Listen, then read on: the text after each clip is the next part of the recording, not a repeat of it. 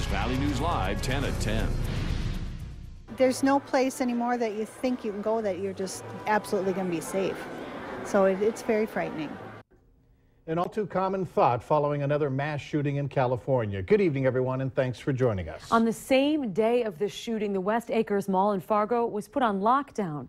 A moment that put some shoppers on edge before learning it was a drill. Valley News Team's Krista Baim explains the mall's reasoning and what you can do as a shopper just in case. 'Tis the season to deck the mall, but with all these holiday decorations comes more shoppers to West Acres. But shopping was abruptly cut short when the mall went into lockdown on Wednesday. We don't want to, instill fear in anyone's minds by doing this. It's actually to more reassure them that we are doing something. But for some it did, in the wake of another mass shooting in San Bernardino, California. But I would imagine people who were in the mall were very, very frightened. The mall says the drills take place the first Wednesday of every month to better prepare employees and anyone inside.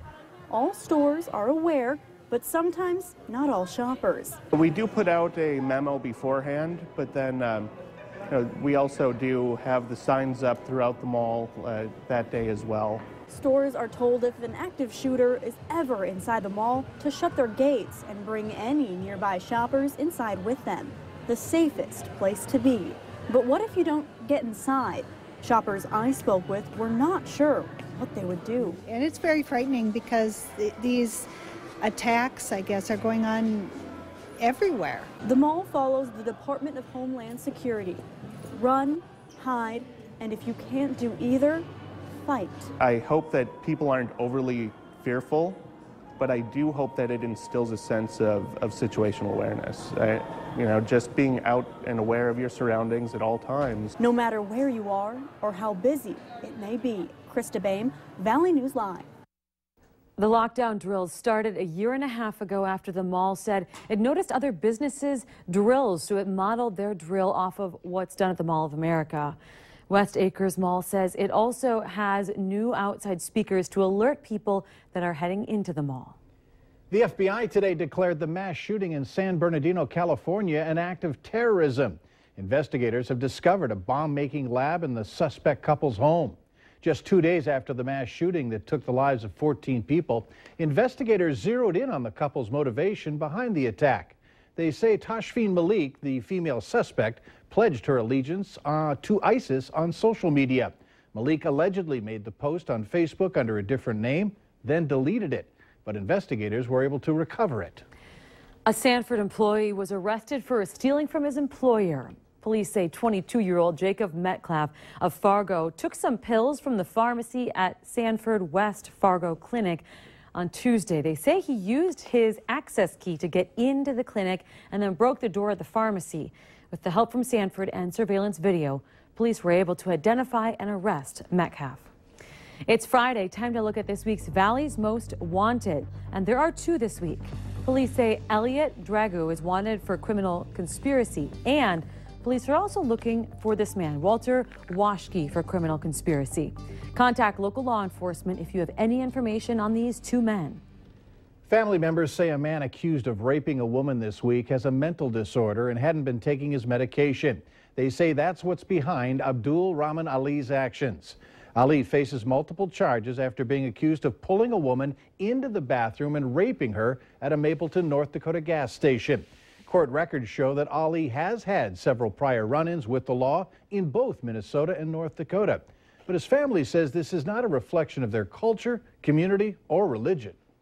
A lot of people know, and this community, the Somalian people, they live here, they know a lot about him. He's a good person, but he's not healthy. Ali remains in the Cass County Jail on $1 million bond. The high-profile death of a Wahpeton College student will get national attention Sunday night. Producers for 60 Minutes tell Valley News Live they'll profile the Andrew Sadek case in a story that looks at the world of drug informants. Sadek was an informant for a drug task force when he died. His body was found in the Red River with a bullet wound to his head and wearing a backpack full of rocks. Leslie Stahl will head up the reports on law enforcement's controversial use of young confidential informers and the war on drugs. Florida Attorney Lance Block opposes using young people caught for relative minor offenses as confidential informants. These kids are being recruited to do the most dangerous type of police work. They're going undercover with no background, training, or experience. They haven't been to the police academy. So they are basically doing the same work as a trained undercover cop? Absolutely. The two-part episode will air exclusively Sunday on KX4 in the Fargo-Moorhead Market.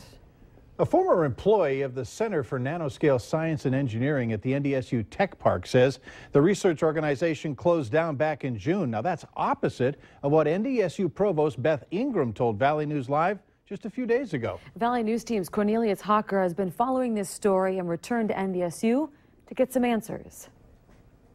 The email you're looking at is clear. This past June, employees at the Center for Nanoscale Science and Engineering, past and at that time present, were invited out to a night at Buffalo Wild Wings because the center was closing and they wanted to celebrate everything they had accomplished. But just a few days ago, this is what NDSU Provost Beth Ingram had to say about the research organization. Cincy is not technically closed, so I'm not quite sure what your question is. I don't believe that Vice President Rush said that it was closed. She said that funding had gone away, that funding had decreased, but the core activities are still being funded by NDSU. Dr. Kelly Rush, Vice President for Research and Creative Activity at NDSU, last month did say the Center for Nanoscale Science and Engineering was closed. Now, to be clear, the tech park as a whole is still open. I tried to speak with Dr. Rush on campus, but it didn't go as I'd planned. I don't do communication, so I'm sorry that I can't help you, but I'm going to have you start with Sadie. So I did go talk to Sadie Rudolph, Media Relations Coordinator for NDSU.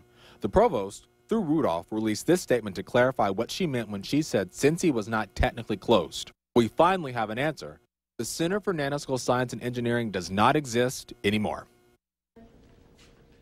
Now that we know Cincy no longer exists, the questions we had originally still remain. Who made the decision to close it? Was anyone consulted prior to making that decision? And how in just 1 year did this research organization go from being an important part of NDSU's research to something they could close and say they weren't losing anything? I'll continue to look into this and bring you answers as I get them. Stephanie? Thank you, Cornelius. Now you can go to valleynewslive.com to see the full statement released by NDSU. Senator Byron Dorgan says NDSU lost a great opportunity here with the closing of this program. 27 state governors have signed a letter asking the White House to suspend resettling Syrian refugees in the United States. The letter cites the U.S. as long being a safe haven for those fleeing their home countries in hopes of a better life. It says they have concerns based on what investigators believe led to the perpetrators of the Paris terrorist attacks being able to enter France. The letter also includes concerns from the FBI director that for most of this year that there's no way to screen Syrian refugees. Now, to read the full letter, go to our website. It's at valleynewslive.com and click on this story.